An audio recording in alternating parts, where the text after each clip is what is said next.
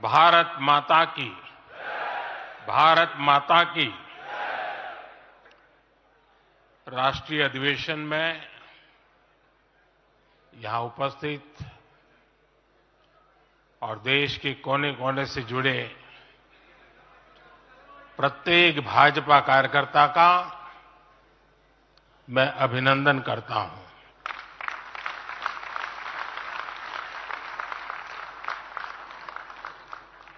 भाजपा का कार्यकर्ता साल के हर दिन 24 घंटे देश की सेवा के लिए कुछ न कुछ करता ही रहता है।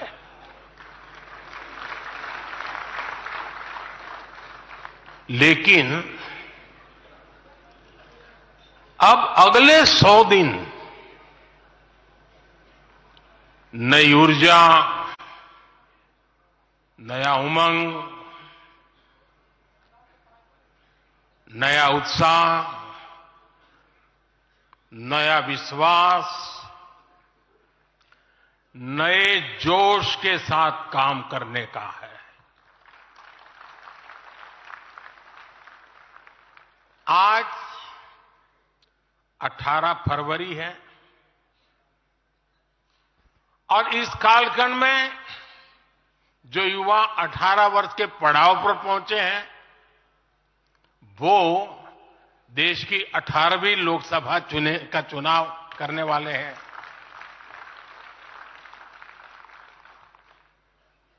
अगले 100 दिन हम सबको जुट जाना है, हर नए वोटर तक पहुंचना है, हर लाभार्थी तक पहुंचना है, हर वर्ग, हर समाज, हर पंथ, परंपरा, सब लोगों के पास पहुंचना है। हमें सबका विश्वास हासिल करना है। और जब सबका प्रयास होगा तो देश की सेवा के लिए सबसे ज्यादा सीटें भी बीजेपी को ही मिलेगी।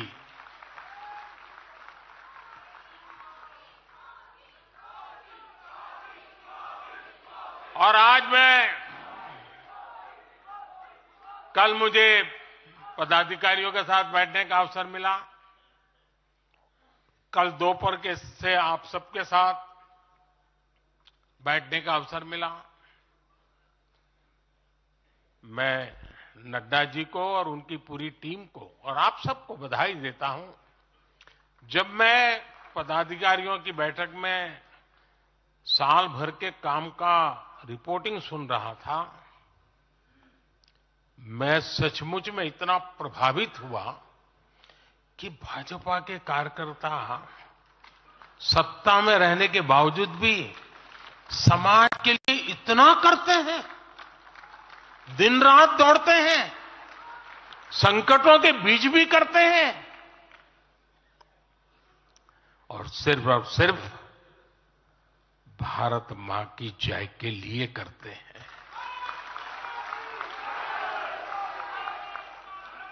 ये 2 दिन भी जो चर्चा हुआ, विचार विमर्श हुआ है, देश के उज्जवल भविष्य के लिए हमारे संकल्प को दृढ़ करने वाली हर बातें हुई है। मैं इस भव्य आयोजन के लिए, प्रेरक विषयों के लिए आप सबको भी, देश भर के कार्यकर्ताओं को भी नड्डा जी के माध्यम से सबका अभिनंदन करता हूं। साथियों, आज मैं समस्त देशवासियों की तरफ से संत शिरोमणि आचार्य श्री 108 पूज्य विद्यासागर जी महाराज को श्रद्धापूर्वक, आदरपूर्वक नमन करते हुए श्रद्धांजलि देता हूं। उनके संलेखन समाधिस्थ होने की सूचना मिलने के बाद उनके अनुयायी शोक में हैं, हम सभी शोक में हैं। और मेरे लिए तो यह एक व्यक्तिगत क्षति जैसा है। वर्षों तक मुझे व्यक्तिगत रूप से अनेक बार उनसे मिलने का, उनके दर्शन करने का, उनके मार्गदर्शन प्राप्त करने का अवसर मिला है।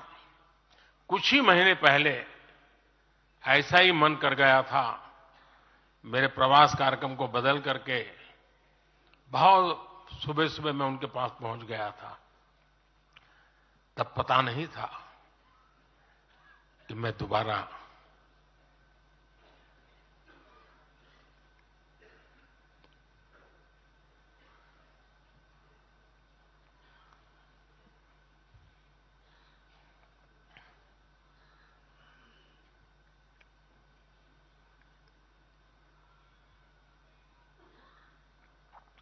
उनके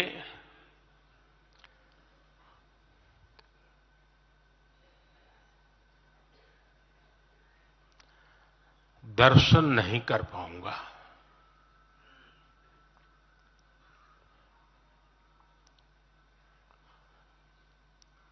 ये मेरा सौभाग्य रहा है कि पिछले 50 से भी ज्यादा वर्षों से मुझे देश के गणमान्य आध्यात्मिक मूर्तियों के निकट रहने का, उनके आशीर्वाद पाने का अवसर रहा है। और इसलिए मैं उस आध्यात्मिक जगत की उस शक्ति को भलीभांति जानता हूं, समझता हूं, अनुभव करता हूं। आपको सुनकर के आश्चर्य होगा कि वे तो दिगंबर परंपरा से थे। उनका जीवन कैसा होता है हम जानते हैं, लेकिन शायद ही कोई ऐसी महत्वपूर्ण घटना ऐसी नहीं होगी या मेरी तरफ से कुछ महत्वपूर्ण किसी काम में मेरा संबंध आया हो, 24 घंटे के भीतर भीतर उसका एनालिसिस करके मुझे उनका संदेश आता था। यानी कितने जागरूक थे।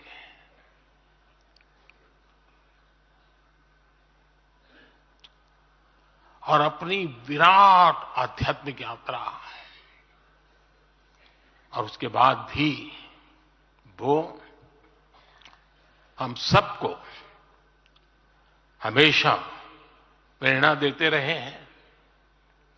जीवन भर उतनी सौम्यता के साथ उनका लोगों को मिलना, उन्होंने हमारे युवाओं को परंपराओं से जोड़ा, गरीबों तक शिक्षा और स्वास्थ्य की सुविधाएं पहुंचाई। उनका पूरा जीवन उस व्यक्ति के लिए प्रेरणा जैसा है जिसने गरीबों और वंचितों के लिए काम करने का संकल्प लिया है। आज जब भारत प्रगति के पथ पर आगे बढ़ रहा है, मुझे विश्वास है कि उनके सिद्धांत और उनका आशीर्वाद ऐसे ही भारत भूमि को प्रेरणा देता रहेंगे।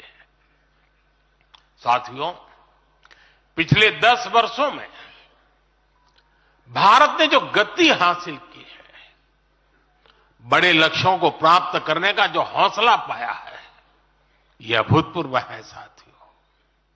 और इसलिए नहीं कि मैं कह रहा हूं, दुनिया गाजे बाजे के साथ बोल रही है। भारत ने आज हर क्षेत्र में जो ऊंचाई हासिल की है, उसने हर देशवासी को एक बड़े संकल्प के साथ जोड़ दिया है। और ये संकल्प है विकसित भारत का। अब देश न छोटे सपने देख सकता है और देश न अब छोटे संकल्प ले सकता है। सपने भी विराट होंगे, संकल्प भी विराट होंगे। और ये हमारा सपना भी है, हम सबका संकल्प भी है कि हमें भारत को विकसित बनाना है। और इसमें अगले 5 वर्षों की बहुत बड़ी भूमिका होने जा रही है। अगले 5 साल में भारत को पहले से भी कई गुना तेजी से काम करना है। अगले 5 साल में हमें विकसित भारत की तरफ एक लंबी छलांग लगानी है। लेकिन भाई और बहनों, सारे लक्ष्यों की प्राप्ति के लिए